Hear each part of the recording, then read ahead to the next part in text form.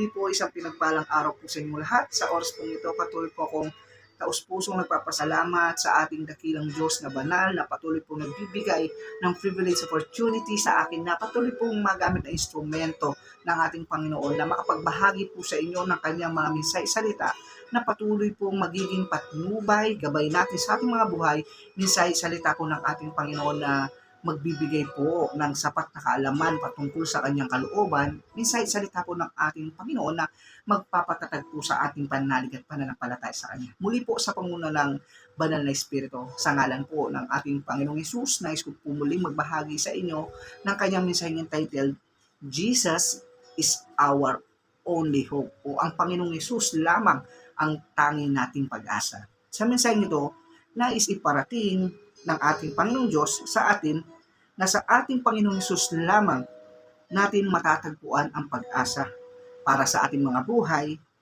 at para sa ating kinabukasan. Ano ba yung pag-asang makukuha natin sa ating Panginoong Hesus? Pag-asa para sa ating kaligtasan, pag-asa para sa pagbabago ng ating buhay, at pag-asa para tayo ay muling maibalik sa relasyon sa ating Panginoong Diyos. Maraming mga tao ang ini-ignore nila si Jesus.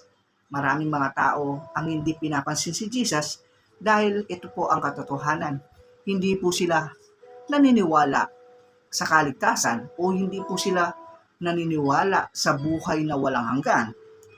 At hindi rin po sila naniniwala na ang pagbabago ay tanging sa Panginoong Hesus lamang natin matatagpuan at hindi po naniniwala na ang Panginoong Hesus lamang ang tanging nag-iisang daan patungo sa ating Ama. Napakahalaga po ng buhay ng ating Panginoong Hesus. Kung siya po ay ating tatanggapin sa ating buhay, buong puso natin isusuko ang buhay natin sa Kanya. Tanggapin natin siya bilang Panginoon at personal nating tagapagligtas.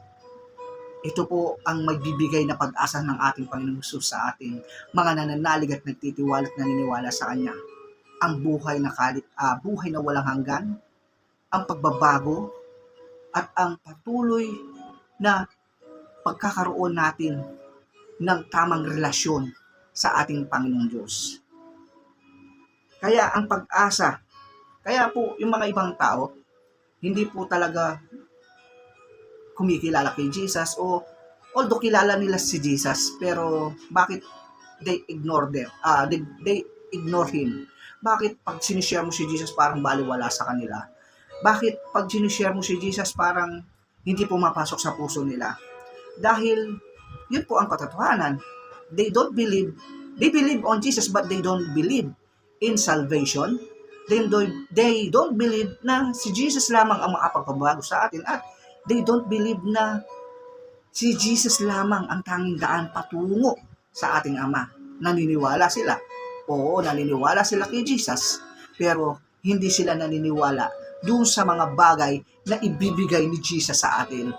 Kasi po, naging pamilyar lang po sa ibang tao ang pangalang Jesus at naging istorya lang po sa iba yung pangalang Jesus. Kaya po, maraming tao yung hindi po pinapansin si Jesus.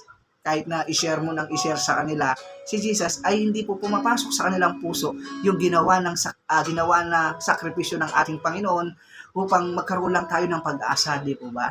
Kaya nga, dito po sa mensaheng ito, Jesus is our only hope. Kung makikita lang ng mga tao at malalaman lang po ng mga maraming tao na hindi kumikilala kay Jesus kung gaano ang ginawang sakripisyo ng Panginoong Hesus upang tayo lang ay makatanggap doon sa pangako ng Diyos na buhay na walang hanggan at upang tayo ay mabago ng lubusan sa ating mga buhay at maibalik tayo sa Diyos, guarantee po na kikilalanin at i-accept nila si Jesus sa buhay nila. Sad to say, yun nga po, kaya po hindi nila kinikilala kaya hindi po nila masyadong pinapansin si Jesus because yun nga po yung kadahilanan na para sa kanila, parang fairy tales lang yung langit at lupa o parang istorya lang yung langit at lupa kaya hindi nila siniseryoso yung kaligtasan. Kaya po, maraming mga tao din na ang pag-asa nila ay nasa material na bagay. Because, yun nga po, akala nila, istorya lang si Jesus, akala nila, ay isang alamat lang si Jesus sa mga ibang tao. Kaya yung pag-asa nila wala kay Lord eh. Yung pag-asa nila nasa mga material na bagay o nasa yaman sa mundong ito. Kaya nga, ang mga taong ganito, ang pag-asa nila ay wala kay Jesus, mga taong na nabubuhay na lang ng bahala na bukas, parang walang purpose yung buhay nila. Kapag wala po si Jesus sa buhay mo, hindi mo malalaman kung ano yung purpose ng buhay mo, kung bakit ka naririto. Kaya po, yung pag-asang hanapin mo ay magmumula doon sa yaman o sa mga material na bagay sa mundong ito. Kaya po, tandaan po natin, hindi lamang po dito sa mundo natatapos yung buhay. Tandaan po natin yan, hindi lang po sa mundong ito natatapos ang buhay natin. Dahil may ipinangako po ang ating Panginoong Diyos na buhay na walang hanggan.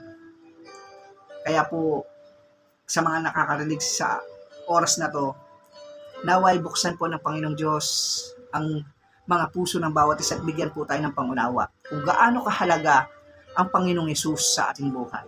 Tunay nga pong walang ibang pag-asa kundi ang Panginoong Hesus lamang.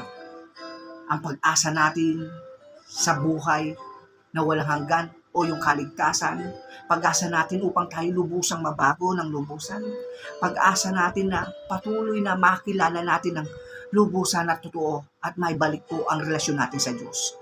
Kaya po sa John 14:6, malinaw na malinaw doon na wala pong ibang daan kundi ang Panginoong Hesus lamang. Kaya po, mga minamahal kong mga kapatid at kaibigan, put our hope on Jesus, sapagkat walang ibang daan patungo sa kaligtasan o buhay na walang hanggan. Walang ibang daan upang tayo ay mabago ng lubusan at walang ibang daan upang tayo ay makakilala ng totoo at patuloy na maibalik ang relasyon natin sa Diyos, kundi ang Panginoong Hesus lamang. Kaya po, sa mumunting mensahe ni pinagkaloob po sa atin ng ating Panginoong Diyos sa oras na to, I encourage you na patuloy po nating isik si Jesus by reading the Bible, because nasusulat, Jesus is the Word. Kaya po, upang makilala po natin siya ng lubusan, kailangan po natin basahin ang Biblia upang makita po natin kung gaano talaga yung pag-ibig ng Diyos sa atin, kung gaano niya ninanasa na tayo ay magkaroon ng tamang pangunawa patungkol sa kanyang bugtong ng anak, na kung sino man ang sumampalataya sa kanyang bugtong na anak ay hindi mapapahamak kundi magkakaroon ng buhay na walang hanggan. Kaya po, muli, patuloy po ako nagpapasalamat sa ating Panginoong Diyos na nagbibigay po sa atin ng mga mensahe, simpleng mensahe, pero kung ating bubuksan ang ating puso, mensaheng patuloy na magtutulak at maglalapit sa atin patungo sa ating Diyos Ama, at patuloy na magtutulak sa atin na isik si Jesus at tanggapin sa ating buhay. Sa Diyos po ang lahat ng papuri at pasalamat. In Jesus' mighty name, Amen. God bless all.